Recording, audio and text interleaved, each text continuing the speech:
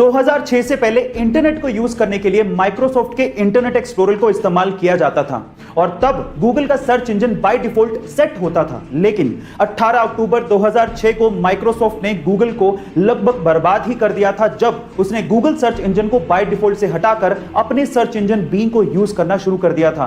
तब गूगल को 300 million users का नुकसान हुआ था। गाइस, अगर तब सुंदर पिचई गूगल में ना होते तो शायद आज गूगल का अस्तित्व खतरे में पड़ जाता, क्योंकि तब सुंदर पिचई की अगुवाई में गूगल ने अपना वेब ब्राउजर क्रोम 2008 में लॉन्च किया था, जो कि आज दुनिया का नंबर 1 वेब ब्राउजर है। गाइस, क्या आपको पता है कि हमारे समय का एल्बर्ट आइंस्टाइन या फिर आइजैक न्यूटन किसे कहा जाता है?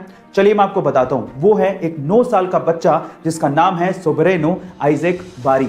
जब ये बच्चा सिर्फ 6 महीने का था तब इसने बोलना शुरू कर दिया था।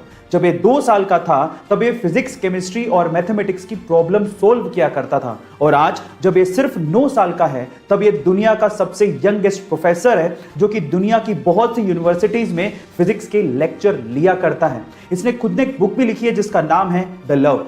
इसके नाम में आइजैक सर आइजैक न्यूटन से इंस्पायर्ड है। गाइस, आपको इस बच्चे के बारे में जान के कैसा लगा? चैट सेक्शन में जरूर लिखेगा। अभी तक तो दुनिया के अरबपतियों में स्पेस की खबरों को लेके सिर्फ एलोन मस्क की सुर्खियों में रहते थे, लेकिन अब अमेज़न के मालिक जेफ बेजोस भी स्पेस की खबरों को लेके सुर्खियों में हैं। ऐसा इसीलिए क्योंकि 20 जुलाई 2021 को वो अपने भाई मार्क बेजोस के साथ स्पेस की यात्रा पर जाने वाले हैं और ऐसा करने वाले वो दुनिया के पहले मिलियनेयर भी बनने वाले हैं।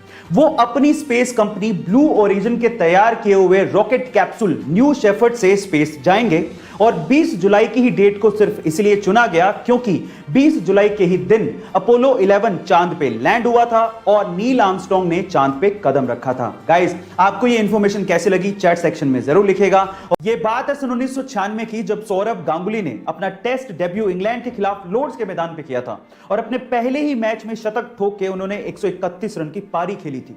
25 साल बीत जाने के बाद भी रिकॉर्ड कायम था, लेकिन अभी रिसेंटली न्यूजीलैंड के खिलाड़ी डेवॉन कॉनवे ने इस रिकॉर्ड को तोड़ दिया। जी हां गाइस, डेवॉन कॉनवे ने अपने डेब्यू मैच में इंग्लैंड के खिलाफ लॉर्ड्स के मैदान पर 200 रन की नाबाद पारी खेली और यह रिकॉर्ड अपने नाम कर लिया। गाइस, मजे की बात यह है कि सौरभ गांगुली और डेवॉन कॉनवे दोनों की बर्थ डेट 8 जुलाई ही है। दोनों ही लेफ्ट हैंडी बैट्समैन है और दोनों ने ही अपना टेस्ट डेब्यू इंग्लैंड के खिलाफ लॉर्ड्स के मैदान में करके शतक ठोके। गाइस, आपको ये इंफॉर्मेशन कैसी लगी? चैट सेक्शन में जरूर लिखेगा।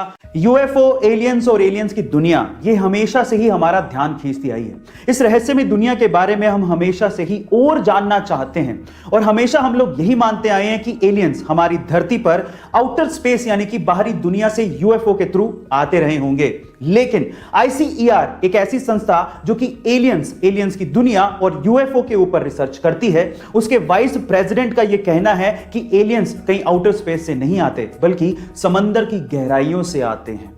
उनका तो यह भी कहना है कि समंदर की गहराइयों में एलियंस के बेस हो सकते हैं। ओह माय गॉड गाइस, सच्चाई क्या है ये तो हम नहीं जानते, लेकिन एलियंस के बारे में यह खबर हमारी जिज्ञासा को और बढ़ा देती है। गाइस, आपको एक खबर सुन के कैसा लगा? चैट सेक्शन में जरूर लिखें। कुछ सालों पहले यूएस का एक बंदा प्रॉपर्टी खरीदना चाहता था, लेकिन उसे अर्थ का रियल एस्टेट बहुत ज्यादा महंगा लगा।